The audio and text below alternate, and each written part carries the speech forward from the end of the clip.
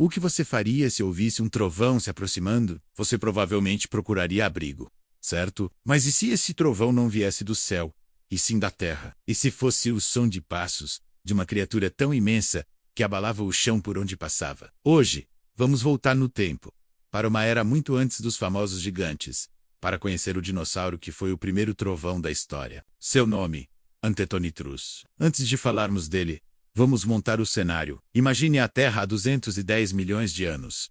No final do período Triássico, os dinossauros já existiam, mas a maioria era pequena, ágil, quase como lagartos gigantes correndo para se esconder. Os continentes estavam todos juntos, formando a Pangeia, e o clima era quente e seco. Nessa época, ser grande não era a norma, mas na região que hoje conhecemos como África do Sul, algo diferente estava acontecendo. Um novo tipo de dinossauro estava surgindo. Um que mudaria as regras do jogo para sempre. E é aí que entra o nosso protagonista, Antetonictrus, que significa literalmente antes do trovão. E esse nome não é por acaso. Com até 10 metros de comprimento e pesando 2 toneladas, ele era um verdadeiro colosso para sua época. Pense nisso. 10 metros é mais ou menos o comprimento de um ônibus escolar. E 2 toneladas é o peso de um rinoceronte branco adulto. Para os padrões do Triássico, ele era um gigante absoluto, o maior animal terrestre que já tinha existido até então. Seus quadris sozinhos já atingiam quase 2 metros de altura. Se você estivesse ao lado dele, sua cabeça mal chegaria à sua cintura. Seus ossos eram espessos e robustos, projetados para sustentar um corpo massivo. Quando o Antetonictrus caminhava, o chão tremia. Ele era o trovão antes da tempestade. Uma das coisas mais fascinantes sobre o Antetonictrus é como ele se movia. Ele representa um momento crucial na evolução dos dinossauros. Os seus ancestrais eram bípedes, ou seja, andavam sobre 2 patas, como um T-Rex. Já os seus descendentes, os famosos saurópodes de pescoço comprido, eram quadrúpedes, firmemente apoiados sobre 4 patas. E o Antetonictrus, ele estava bem no meio dessa transição. Os cientistas acreditam que ele passava a maior parte do tempo andando sobre 4 patas, usando sua força para sustentar seu peso. Mas suas patas dianteiras ainda tinham uma certa flexibilidade, sugerindo que ele talvez pudesse se erguer sobre as patas traseiras por curtos períodos, talvez para alcançar um galho mais alto, ou para intimidar um predador. Essa mistura de características faz dele um dos primeiros verdadeiros saurópodes que conhecemos.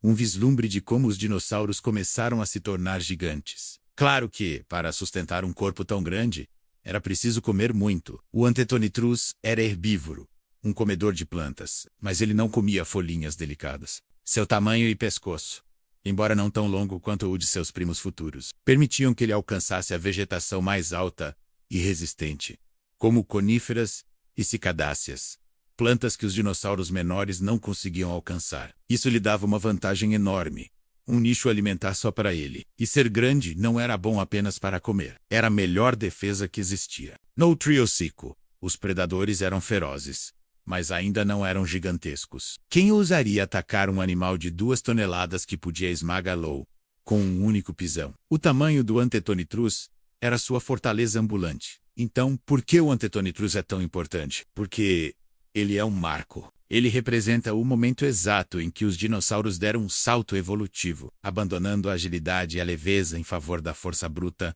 e do tamanho. Ele foi o pioneiro do gigantismo. Ele abriu o caminho para as estrelas do Jurássico que todos nós amamos.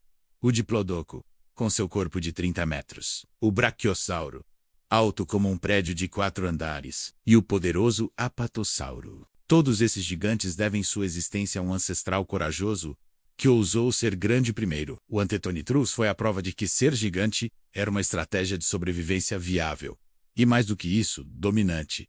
Ele não foi apenas um dinossauro. Foi uma declaração de intenções da natureza. Seu nome, Antetonictrus, antes do trovão, é poético e preciso. Ele foi o som inicial, a primeira vibração que anunciou a chegada dos verdadeiros titãs. Milhões de anos depois, quando os saurópodes gigantes dominaram a paisagem, o trovão que ele anunciou finalmente ecoou por todo o planeta. Antes do rugido ensurdecedor dos maiores gigantes que já caminharam sobre a Terra, ouviu o primeiro estrondo, o primeiro passo pesado. Esse foi o Antetonictrus. E aí, gostou de conhecer esse pioneiro esquecido? Qual outro dinossauro pouco conhecido você gostaria de ver por aqui? Deixe seu comentário E não se esqueça de se inscrever e ativar o sininho para não perder nenhuma viagem ao passado. Obrigado por assistir e até a próxima.